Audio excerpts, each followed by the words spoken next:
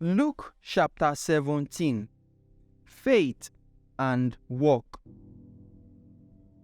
Jesus telling disciples, things wey go make people commit sin must to happen, but e go bad well for the person wey go make them happen.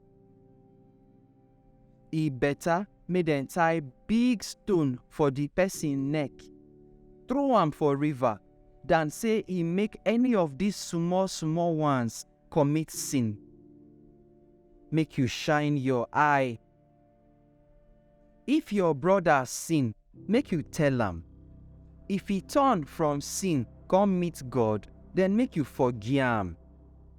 Even if he sin against you 7 times for one day, and he can't tell you 7 times say, I don't change, you must forgive am. The disciples can't tell Jesus, we beg, make you make our faith strong. Jesus answer, even if una faith small like mustard seed, una go fit tell this big tree, say, make you comot from here, go enter river, and e go obey una. Which of una go tell him servant when he come from farm, after he don feed the sheep and melu finish, say, come sit down, may you follow me shop? No. Instead, una go tell them, prepare my evening food and serve me, make I shop and drink. When I don finish, you fit go shop your own. The oga no go thank the servant, say he do wetin he send am. Abi he go do so? Na so too e go be with una. When una don do all wetin dem send una, make una say, na servant we be. We not reach make dem praise us, because we just do wetin we supposed to do. One leper thank Jesus.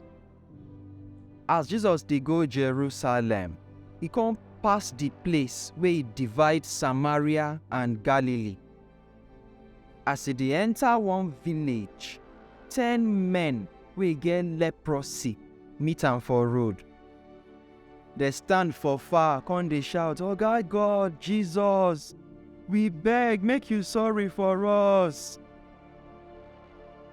When Jesus see them, he come say, make una go show una self to the priests.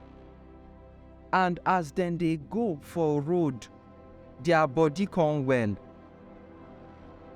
When one of them see say he done well, he can't turn back, they shout, they praise God. He fall face ground for Jesus front, come they thank am. The man na from Samaria. Then Jesus ask, not be 10 people I heal? Where the other 9? Now only this man, where be stranger, fit come back and praise God. Then Jesus tell the man, get up, may you dey go. Your faith don't make you well. God Kingdom Dey Kom. One day, the Pharisee people come ask Jesus when God Kingdom go come. Jesus answer, God Kingdom no go come with sign when people go see, and nobody go fit say, see am for here or see am for there, because true, God Kingdom don already dey with una. Man Pikin Dey Kom. Then Jesus tell him disciples, the time dey come when una go wan see man pikin, but una no go see am. That time, people go tell una, see am for there, or see am for here. Make una not follow them.